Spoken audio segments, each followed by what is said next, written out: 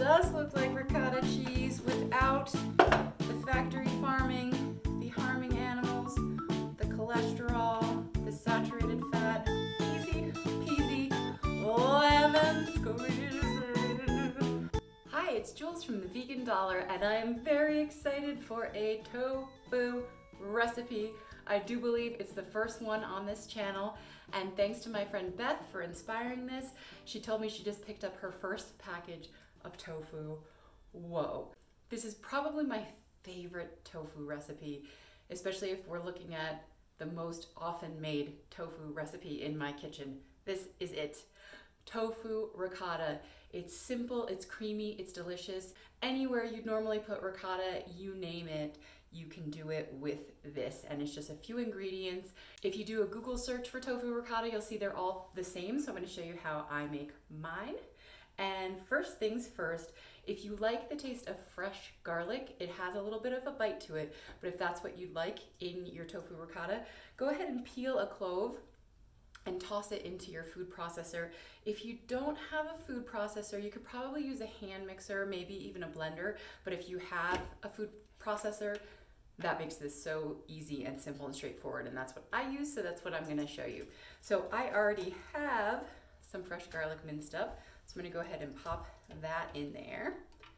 But doing this is the first step. The food processor does the work for you of mincing it up, so you can just pop the whole clove in there. Awesome.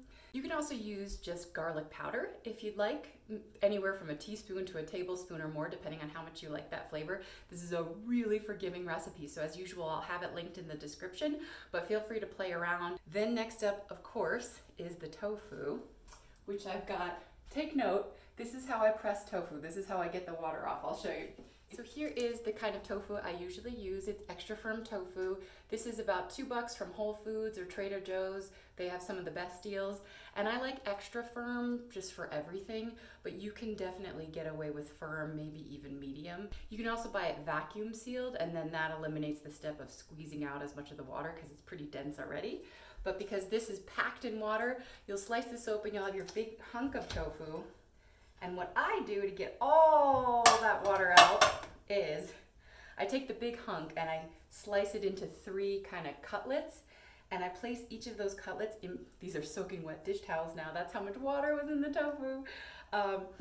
And then I sort of weave my dish towels that I use for everything. I just weave them in between each of the 3 slices, and then I put another plate on top, and then just rest something heavy and let that press for at least 20 minutes or so. And you can get all your other ingredients prepped while you're doing that. And it goes from like leaking water to being this really firm texture, which is great. And then I have a little extra tofu. If I'm doing a lasagna, I usually double this, but I have extra tofu from another recipe. So if you're looking closely, you might notice that I actually have 4 of these that are going in here. You can never have too much. This also keeps in the fridge for 5 to 7 days in an airtight container, refrigerated. One of my favorite things to do is make quesadillas with these kinds of spreads, because this is like a nice thick ricotta spread. So after you've got your garlic in there, if you're using fresh garlic, just kind of crumble your tofu. And then another ingredient that you'll see in almost every tofu ricotta recipe is nutritional yeast. And you can find this at Trader Joe's, or pretty much any store should have it. You might want to ask, it's often in the bulk section or by the bakery, spices, sugar, flour section, but it can be a little tricky. Sometimes it's like on the bottom shelf. So I'm probably going to do 2 tablespoons. That should be lovely. And then I've got a fresh lemon here, and I'm gonna squeeze in a tablespoon or 2 of lemon juice. I might add a little bit more after I give it a taste, a little blend and a taste. I happen to have a bunch of garlic, so I roasted some up because I'm fancy like that. This is not something you need to do, but I just love the flavor of roasted garlic, so I'm tossing a couple of roasted garlic cloves. I also want to have roasted garlic bread with my lasagna. Next level. And again, next level, just because I'm trying like heck to use up all this parsley that I chopped a few days ago. I'm just gonna add a little parsley. Again, totally optional. And what I noticed in a lot of recipes as I was looking them up, just to see how other people make theirs before I told you how I made mine, white miso paste. I have a tiny bit left. It lasts forever in the fridge and it gives like this really rich, salty, complex flavor to things. So I think I'm gonna toss in the rest of this, which is probably about half a tablespoon.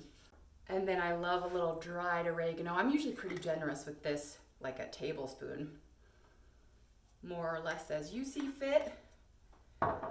And then you're gonna do salt and pepper to taste. I've seen some recipes do a soaked cashew to add some more fat and creaminess to this. What I'll do, because I'm not oil-free, is I'll usually drizzle a little olive oil, but you can skip cashews and oil. You don't have to do this, because the tofu itself, once you blend this up, you'll see it's creamy enough on its own.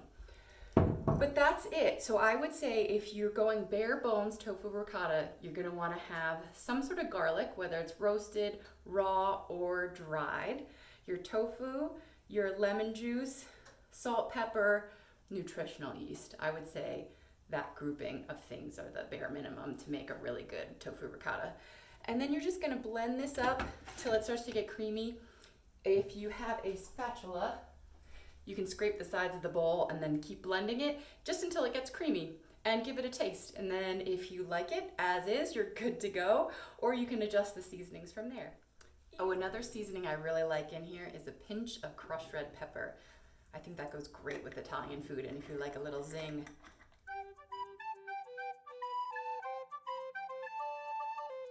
So I processed that for not even a minute, I'm sure.